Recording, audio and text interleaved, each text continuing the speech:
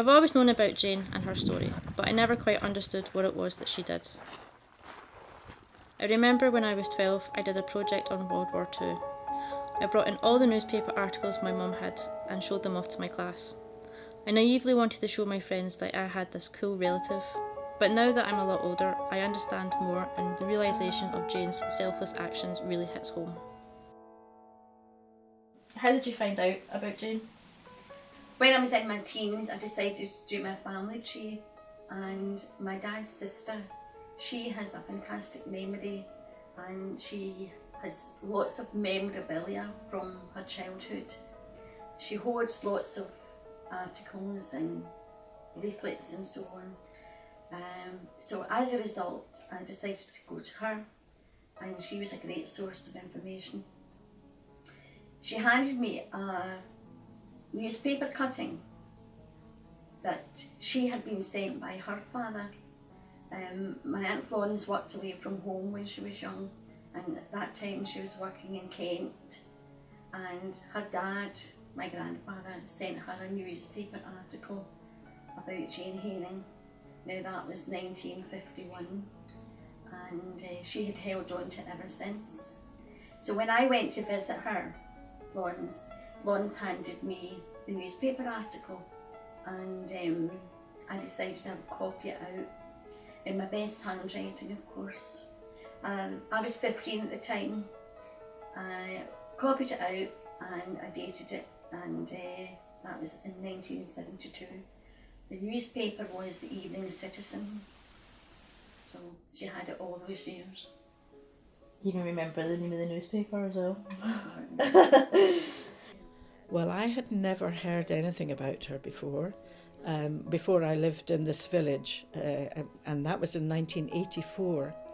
And when my children were at the primary school, they came home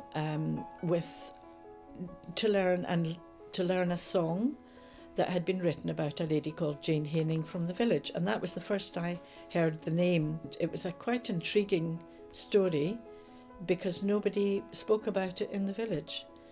And then the minister acquired a book about Jane Haining and gave it to me.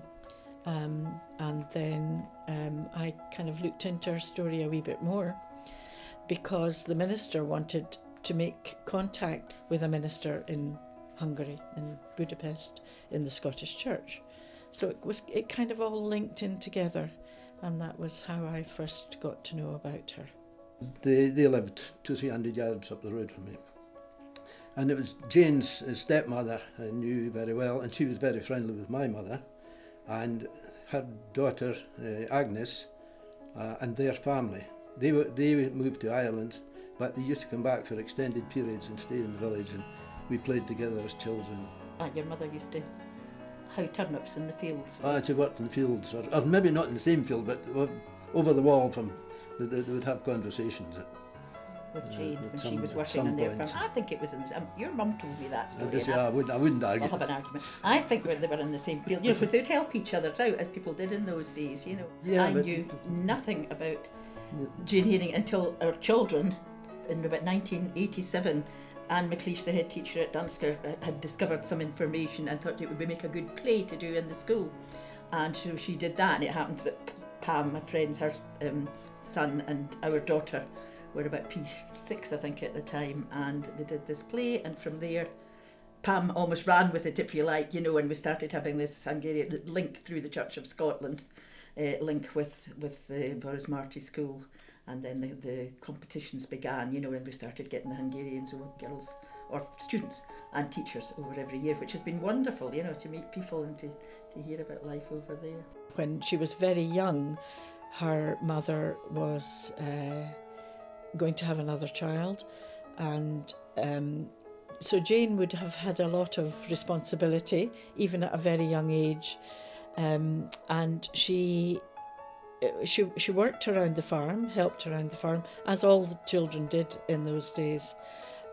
She would have had to go down to the village with buckets and carry water back up to the farm, or pump the pump nearby to get water. and help around the farm. Probably they would have had hens and things like that. So I think she was a very diligent child. She also liked school. When she was 5, she started at the village school, and the head teacher there realised and acknowledged the fact that she was fairly gifted in that she loved reading, and she read everything she could get her hands on. The family were involved in the Craig Church, and she attended church with the family every week.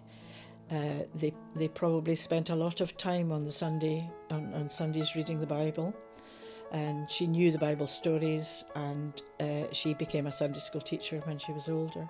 Her mother died in childbirth. The child that the mother was having also died after a little time, so Jane was still the youngest of 3 girls, and she kind of looked after them as well. She's reputed to have been fairly strict at the Sunday school, but I think she was quite a good Sunday school teacher.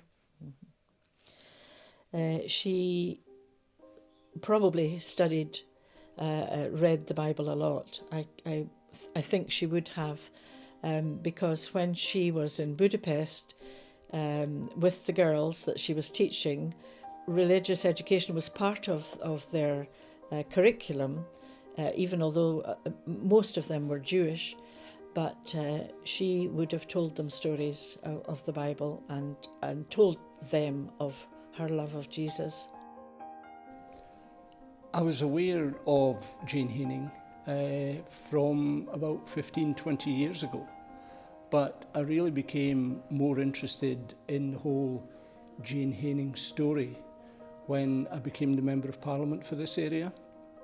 And of course I also visited Auschwitz, where I met one of the guides who spoke about Jane in significant detail, obviously.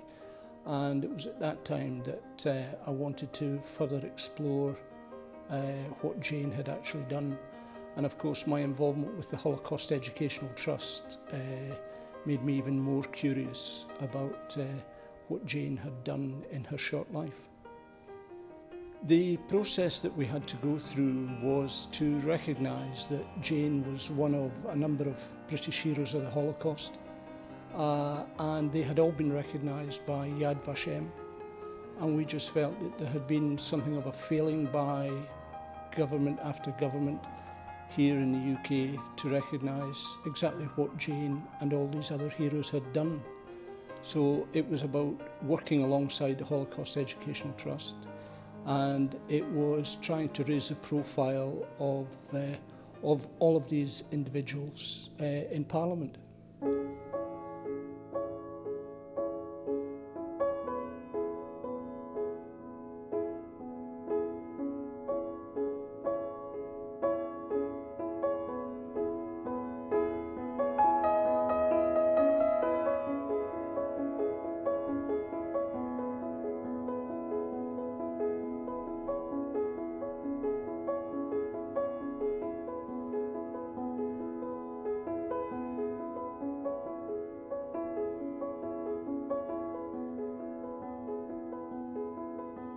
Do you think she went over to convert the girls? Well, I can't say whether she went over to convert the girls or not, but I feel that when she went there, when she arrived in Budapest, she realised that although they were Jewish and Christian girls, there was no difference between them. No, definitely not, because they actually brought in rabbi priests for the girls. No, it was to show Christian care and to look after them and to give love in a Christian fashion, but not to convert them from Judaism to Christianity, no, not at all. And Jane would be like a mother figure to them more, because these children had come from quite a distance to that school. The fact that she could Could have stayed at home and was told not to go out there and would have an idea of how dangerous. Well, she wouldn't know how dangerous it was, and yet still did it. She thought more of the children as she did her own life, basically. Children were her life. I feel very proud of Jane because she was a farmer's daughter. She came from a working class background, and she felt as if she had a purpose in her life. So she wanted to better herself. She got a good education. She went to Dumfries Academy. She decided to go to Budapest as a missionary. She learned Hungarian. She was fluent in Hungarian. She was very clever, and the fact that she set off in this big adventure into the unknown, travelled across Europe in order to get to Budapest. So, very proud of her. Jane was an exceptional woman, you know. At the same time, she was an ordinary woman who did extraordinary things. The fact that she was prepared to make sacrifices in all sorts of ways to help people who were in a much, much less fortunate position and who desperately needed help. That still exists today. So it was looking back all those years to understand just how big a sacrifice was Jane prepared to make, the same as all the other heroes. If you could sum up Jane and her actions in one word, what would it be?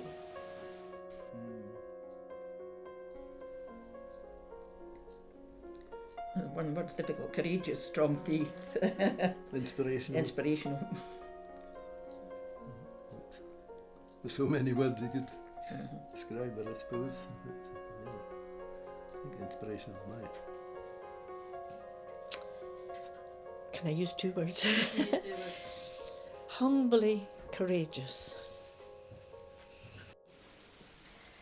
I think the word I would choose would be selfless, because Jane gave up so much. She gave up her life for those girls.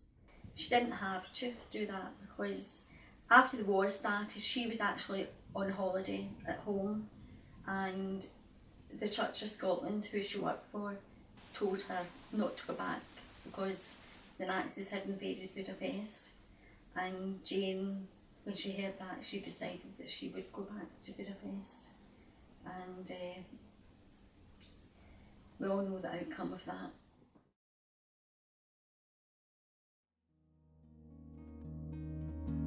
I know the warp of a thread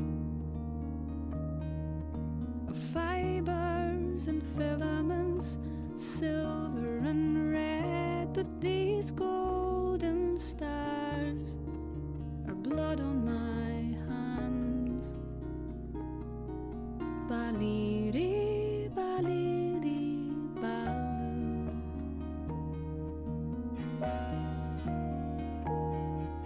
I cradled you all in the sun. I cradle you still, though the day is done, and these golden stars swallow the